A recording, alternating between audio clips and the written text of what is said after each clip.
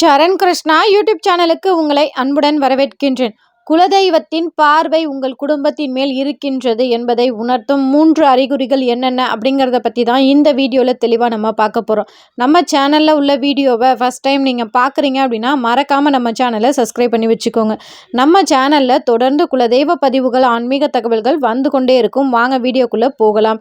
இந்த வீடியோவில் குலதெய்வத்தின் அனுகிரகம், குலதெய்வத்தின் பார்வை ஒரு குடும்பத்தின் மேலே இருந்துச்சுன்னா கட்டாயம் தெரியும் 3 அறிகுறிகள் என்னென்ன.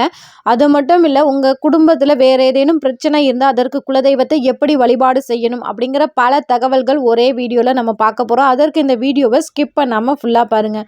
முதல்ல குலதெய்வத்தின் பார்வை உங்கள் குடும்பத்தில் இருக்கணும் அப்படின்னா நீங்கள் முதல்ல செய்ய வேண்டியது, குலதெய்வத்தை வருஷத்துக்கு ஒரு தடவையாவது அந்த எல்லையில் போய் பார்த்துட்டு வரணும். குலதெய்வத்திற்கு உங்கள் முன்னோர்கள் எப்படியெல்லாம் வழிபாடு செஞ்சாங்களோ அந்த முறையில் வழிபாடு செய்யணும். ஒரு சிலர் கேட்கலாம், நாங்கள் ஃபாரினில் இருக்கோம், எங்களால் குலதெய்வ கோவிலுக்கு போக முடியல. நீங்கள் எப்போல்லாம் உங்களுடைய ஊருக்கு வரீங்களோ அப்போல்லாம் குலதெய்வத்தை போய் வணங்க வேண்டும்.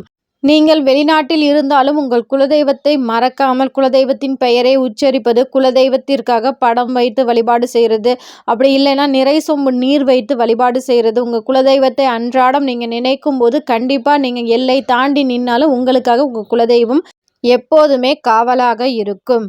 இதை ஒன்று மட்டும் நம்ம செஞ்சால் போதும். குலதெய்வத்தை அன்றாட நினைக்கணும். குலதெய்வ எல்லைக்கு வருஷத்தில் ஒரு தடவையாவது, குறைந்தது வருஷத்தில் 3-4 தடவையும் போகிறது ரொம்ப நல்லது. அட்லீஸ்ட் குறைஞ்சது ஒரு தடவையாவது குலதெய்வ எல்லைக்கு நம்ம போகணும். இது போல் செஞ்சாலே குலதெய்வம் மனம் மகிழ்ந்து நம் குலத்தையே காக்க வரும். இப்படி குலதெய்வத்தின் அனுகிரகம், குலதெய்வத்தின் பார்வை உங்கள் குடும்பத்தில் பரிபூர்ணமாக இருக்குது அப்படின்னா கட்டாயம் தெரியும் 3 அறிகுறிகளில் முதல் அறிகுறி என்ன அப்படின்னு பார்த்தீங்கன்னா, உங்கள் குடும்பத்தில் சுப காரிய தடைகள் அப்படிங்கிறது இருக்கவே இருக்காது. உங்களுக்கு இதுக்கு முன்னாடி நிறைய பேர் சொல்லலாம், நான் வீடு கட்டலான்னு நினச்சேங்க, இல்லை கல்யாணம் பண்ணலான்னு நினச்சேன், ஏதோ ஒரு தடங்கள் வந்துக்கிட்டே இருக்குது, இந்த ஒரு விஷயம் நடக்கவே மாட்டுது. சுபகாரிய தடைகள் அப்படிங்கிறது இருக்கவே இருக்காது குலதெய்வத்தின் பார்வை இருந்தால். ஒரு சில குடும்பத்தில் பார்த்திங்கன்னா குழந்தை பேரில் தடைகள் இருக்காது. அடுத்தது சுப காரியங்கள், அதாவது வீடு கட்டுறதுல தடங்கள் இருக்காது. அந்த வீட்டு பசங்களுக்கு கல்யாணம் பண்ணும்போது தடங்கள் இருக்காது. ஆனால் ஏதோ ஒரு சுப காரியத்தில் மட்டும் திடீர்னு தடங்கள் வருது, ஏன்னே தெரியல. அப்படிங்கிறப்ப உங்களுடைய முடிவுகள்லையோ இல்லை நீங்கள் எடுக்கக்கூடிய அந்த சுப காரியங்கள்லையோ ஏதோ ஒரு விஷயம் தப்பாக நடக்க போகின்றது அப்படிங்கிறத உங்கள் குலதெய்வம் உங்களுக்கு உணர்த்துகின்றது. இது போல் நடந்தால் உடனே குலதெய்வ எல்லைக்கு சென்று பொங்கல் படையலிட்டு அந்த எல்லையில் ஒரு அரை மணி நேரம் உட்கார்ந்து எந்திரிச்சிட்டு வந்தாலே உங்களுக்கு அதற்கான தெளிவான விளக்கம் கண்டிப்பாக கிடைக்கும். இரண்டாவது விஷயம் என்ன அப்படின்னு பார்த்தீங்கன்னா, மிகப்பெரிய கஷ்டம் அப்படிங்கிறது இருக்காது. அதாவது கஷ்டம் இருக்காது அப்படின்னா நாங்களாம் ரொம்ப பெரிய பணக்காரங்களாக இருக்கணுமா அப்படின்னு கேட்டிங்கன்னா, பணத்தை விட ரொம்பவே விலை மதிப்பான பல விஷயங்கள் இருக்கின்றது நம்ம வாழ்க்கையில். அன்னத்திற்கு குறைவில்லாமலும் நல்ல உடல் ஆரோக்கியத்துடனும், அது மட்டும் இல்லை நல்ல உறவுகளுடனும், நல்ல பாசமான ஒரு குடும்பம் உங்களுக்கு கிடைக்கின்றது அப்படின்னா கண்டிப்பாக உங்களுக்கு குலதெய்வத்தின் பார்வை உங்கள் குடும்பத்தில் நிறைவாக இருக்கின்றது அப்படிங்கிறத நீங்கள் தெரிஞ்சுக்கலாம். ஒரு குடும்பத்தை வம்சமாக வாழையடி வாழையாக வாழ வைப்பதற்கு குலதெய்வத்தின் அனுகிரகம் கட்டாயம் தேவை.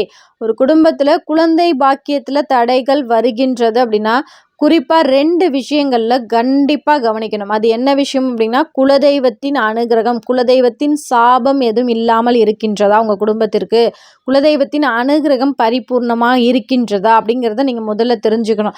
அடுத்து முன்னோர்களின் சாபம் இருக்கின்றதா, முன்னோர்களின் ஆசீர்வாதம் உங்கள் குடும்பத்தில் நிறைவாக இருக்கின்றதா அப்படிங்கிறதையும் நீங்கள் தெரிஞ்சுக்கணும். முன்னோர்களோட ஆசீர்வாதமும் குலதெய்வத்தின் அனுகிரகமும் எந்த குடும்பத்தில் நிறைவாக இருக்கின்றதோ அந்த குடும்பத்தில் கட்டாயம் குழந்தையின்மை, குழந்தை பாக்கியத்தில் தடை அப்படிங்கிறது இருக்கவே இருக்காது. குலதெய்வ கோபம், குலதெய்வ சாபம், முன்னோர்களின் சாபம் இதெல்லாம் போக்குவதற்கு என்ன செய்கிறது? ரொம்ப எளிமையான விஷயம்தான். அமாவாசை முன்னோர்களுக்கு தர்ப்பணம் கொடுங்க. பௌர்ணமி குலதெய்வத்தை வழிபாடு செய்யுங்க. இந்த மாசத்துல 2 நாள் தான். இந்த 2 வழிபாடையும் தொடர்ந்து செய்து பாருங்கள். ஒரு 3 மாசத்துல உங்களுக்கு சுபகாரிய தடைகள் விலகும்.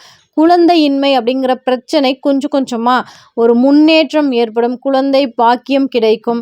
இதெல்லாம் ரொம்ப எளிமையான விஷயந்தான். ஏன்னா நம்ம குலதெய்வத்தின் பிள்ளைகள் தான் நீங்கள். அதனால் அந்த தாய் தெய்வம் என்ன செய்யும்னா நமக்கு எப்போதுமே சபிக்காது, நம்மளை ரொம்பவே கோபப்படுத்தியும் பார்க்காது.